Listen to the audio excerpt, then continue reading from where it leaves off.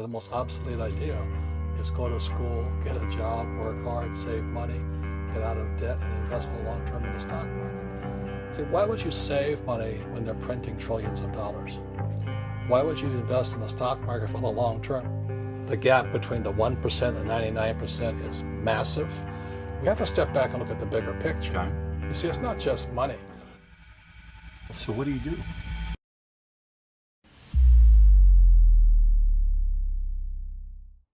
로버트 기요사키는 베스트셀러 부자아빠 가난한아빠의 저자로 그의 인생 목표는 사람들에게 금융교육이 얼마나 중요한지 보여주는 것입니다.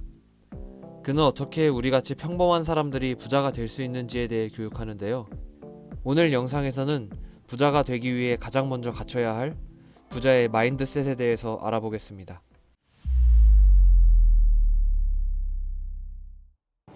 In every one of us is a poor person. There's still a poor person inside me. There's also a middle class person, and the middle class person wants security. They want that steady paycheck. And there's a rich person. And they're all inside of us except that it's not taught. You're taught to go to school, get a job, and get a paycheck.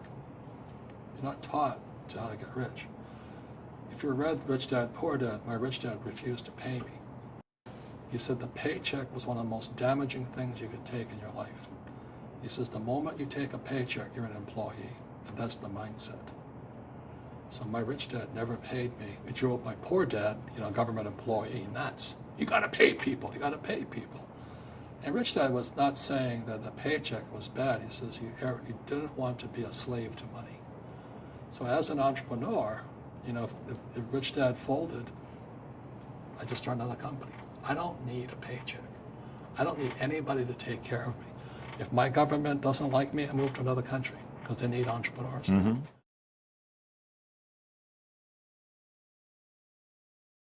When we have obsolete ideas, we get obsolete results. So what's happening for most people, the idea of going to school, getting a job, working hard, saving money, getting out of debt, buying your house because it's an asset, investing for the long term, is obsolete. The world has changed. The world changed in 1971 when President Nixon took us off the gold standard and money became debt. What if we get rid of school? Then what would happen? Would it be better if we had no educational system at all? No, I'm saying education is more important before. It's just obsolete. There's Moore's Law which states information doubles every 18 months. In other words, everything's obsolete 18 months. So, and this is just a recent phenomenon. So when you come out of school, you're already obsolete. And that's why I'm the old guy, I meet my friends who went to Harvard. I went to Harvard. I said, yeah, that was how long, 50 years ago? And any entrepreneur thinks, I'm just going to make money, I'm going to start a business and make a lot of money because we talk about, they really have got to smell the roses, man. That's not what the real entrepreneurs are doing. There's most entrepreneurs, there's 28 million small business owners in America. 24 million are what are one-person entrepreneurs. They're called non-employee entrepreneurs. So and that's what happens is when people don't really understand what an entrepreneur does. So most big people are self-employed, but they're not really entrepreneurs. The self-employed pay the highest taxes of all, and nobody tells them that. Becoming entrepreneurs. What could you say? If you could say one thing to somebody who's never been an entrepreneur and they're thinking about making the leap of faith into becoming an entrepreneur, what could you tell them? Well, I'll just tell them the same thing that happened to me. My last paycheck, I still remember it clearly. It was one of the worst and the best days of my life. And I was in Puerto Rico. I was working for Xerox, and my boss gave me my last, it wasn't a paycheck, it was a bonus check. I think it was about $30,000 taxable. It's the only problem with that. So I got this check and I went, holy mackerel. You know what I mean? So I was excited, but I was also disturbed. And so this other guy comes up to me, his name was John, and John says to me, he says, you're going to be back. I said, why? He says, because you're going to fail. I looked at him and said, look, you failed and you came back, but I'm going to fail and I'm never coming back. And that's the attitude. Do you know what I mean? If you fail, that's when I became an entrepreneur because I had no money. I had no money for years. You know, I didn't have a paycheck. But that's what my rich dad encouraged me to do. He says, when you don't have this paycheck, you get hungrier, smarter, and it's a test of your character. Will you become a crook? Will you become dishonest? Will you cheat and steal? Or will you become a better human being? So really, that's the benefit of becoming an entrepreneur, is you really find out who you are when you don't have anything.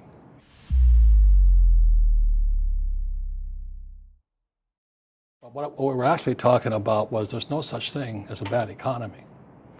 You know, there's the external, you and I, we all have an external economy, but we also have an internal economy. And the willpower is to change our internal economy.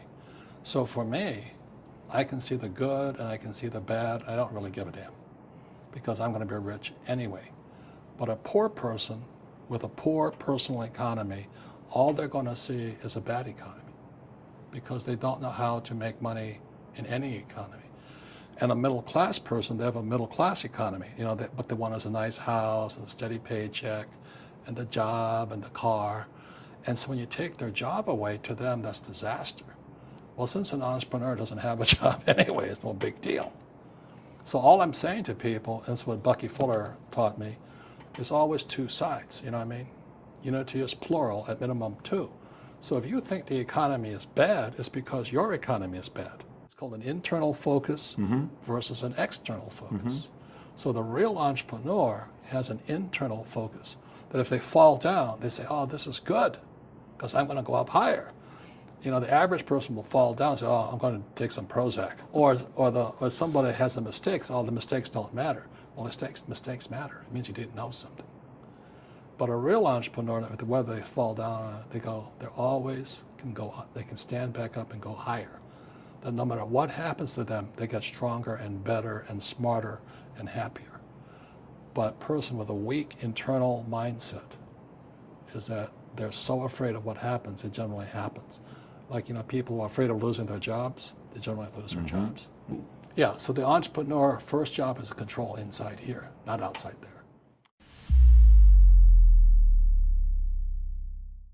Instead of get out of debt, I get into debt.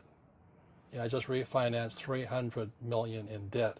I went from 5% to 2.5% interest. I made a fortune.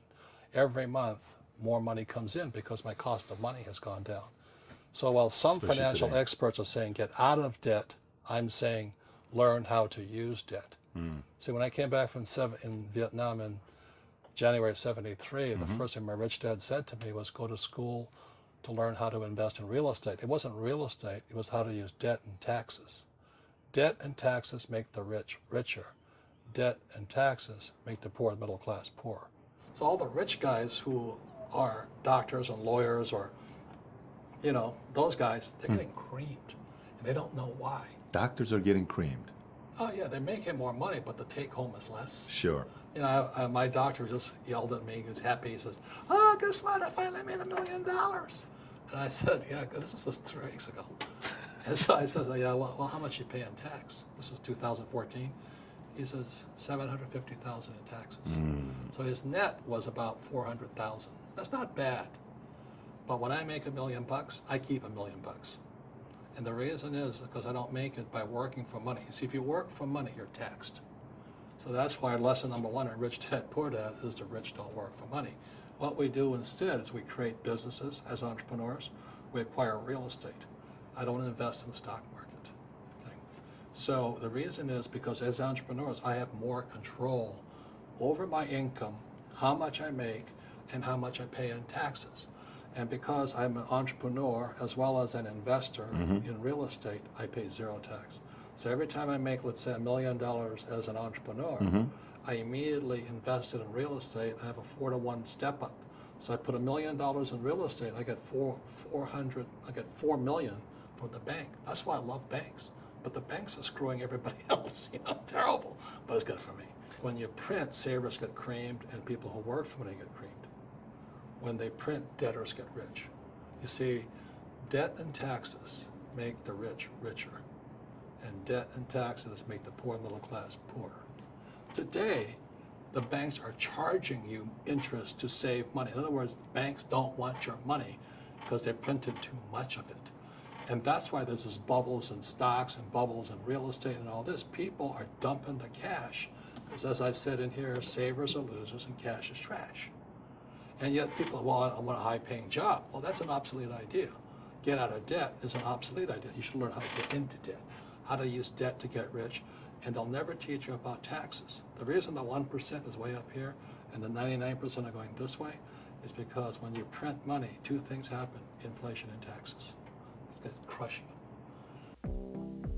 오늘은 기요사키의 인터뷰를 통해서 기요사키가 말하는 부자의 마인드, 기업가의 마인드에 대해서 알아보았습니다. 오늘 영상 재밌게 보셨다면 좋아요와 댓글, 구독, 알람 설정 부탁드리겠습니다. 감사합니다.